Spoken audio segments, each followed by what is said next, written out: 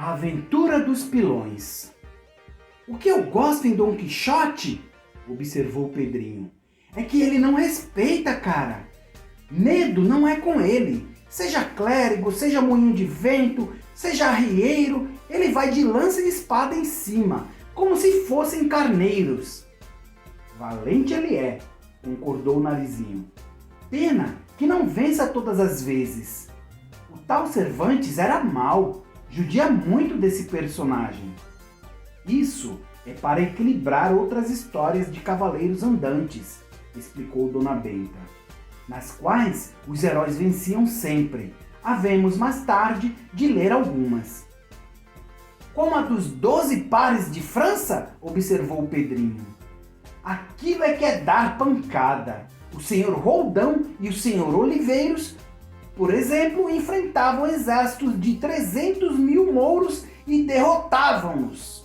Roldão tinha a célebre espada durindana, ótima para abrir mouros de alto a baixo. Eu, quando leio a história dos 12 pares de França, fico de cabeça quente e estou contando uma boa que houve por aqui. Conte, disse Dona Benta. A senhora promete que não fica zangada comigo? Prometo. Pois lá vai. Lembra-se daquele milharal que a senhora plantou lá atrás da mangueira da vaca mocha? Como não hei de lembrar-me?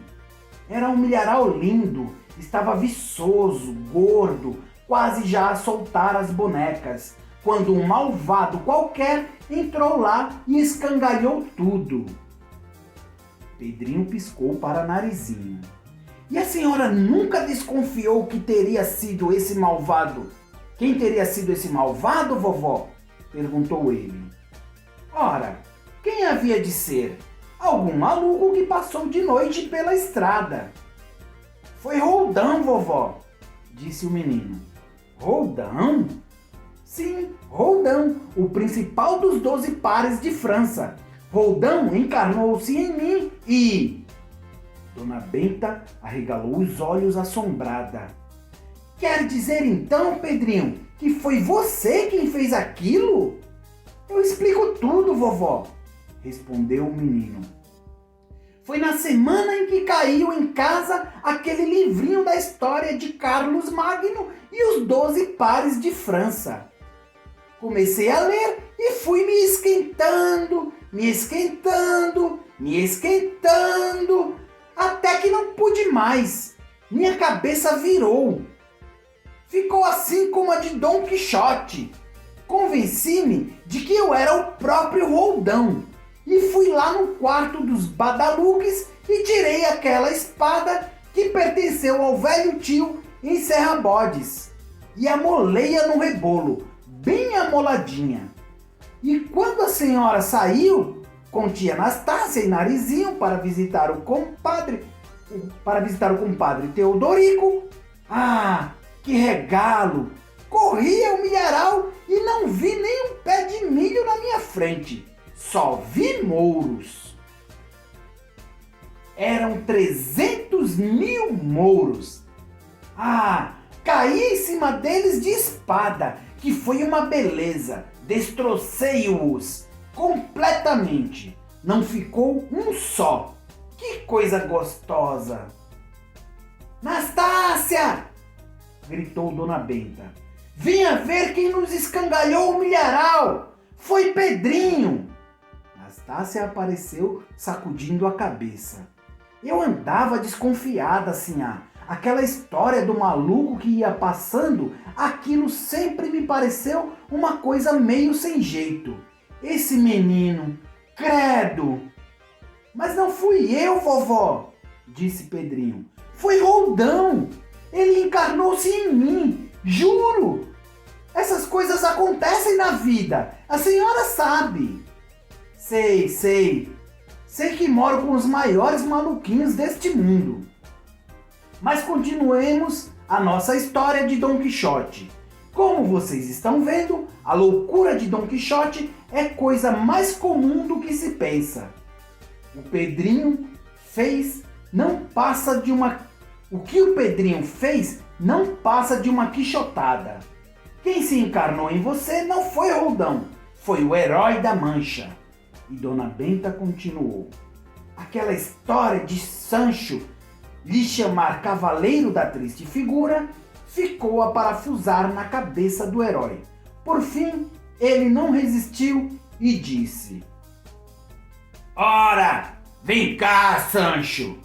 Que história é essa de Cavaleiro da Triste Figura? Ah, senhor, a coisa foi que, ao ver o rosto de Vossa Senhoria, à luz do archote, pareceu-me ele tão esquisito, tão melancólico. Meu Sancho, torna o herói, estais na aldeia e não vês as casas.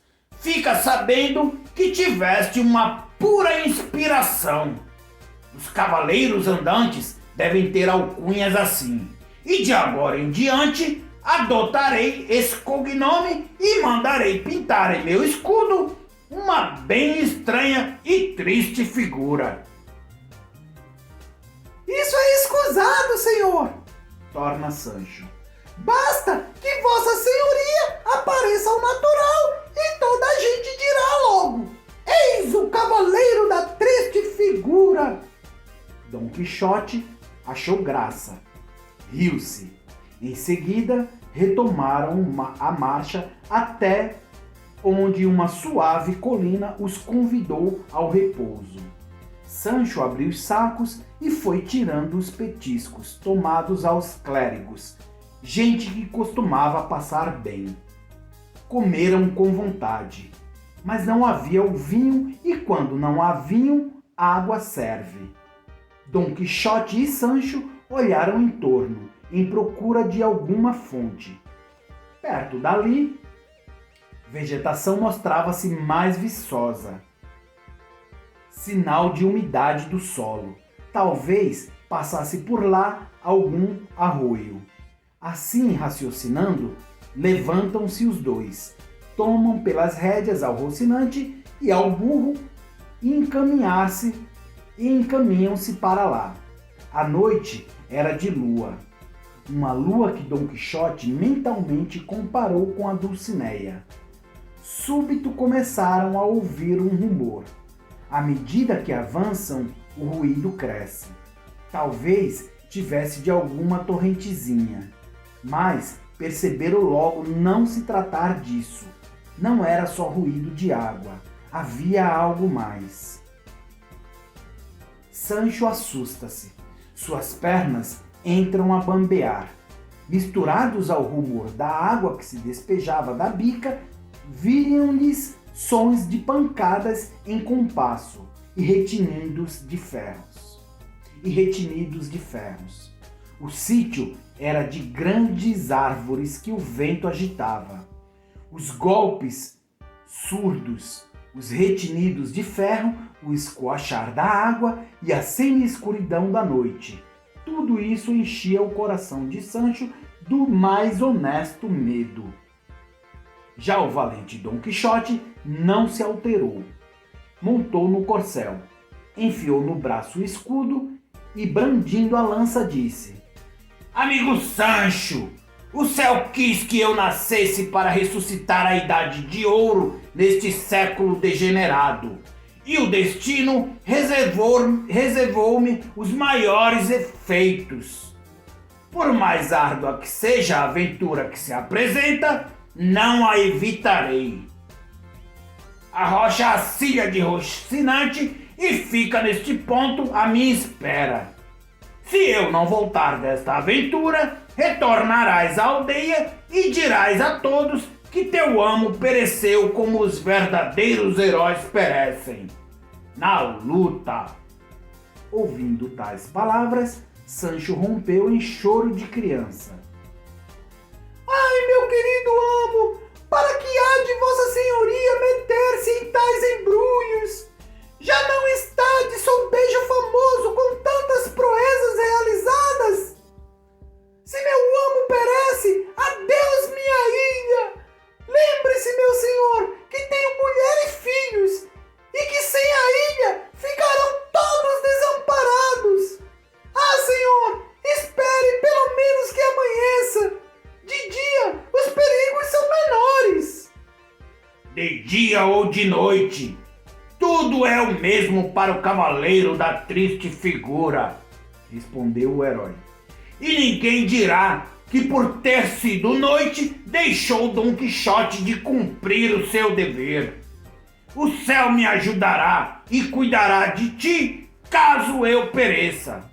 Vamos, aperta a cilha de Rocinante e espera-me neste ponto. Voltarei vencedor. Vendo que nada deteria seu amo, Sancho empregou a astúcia para fazê-lo pelo menos esperar que amanhecesse.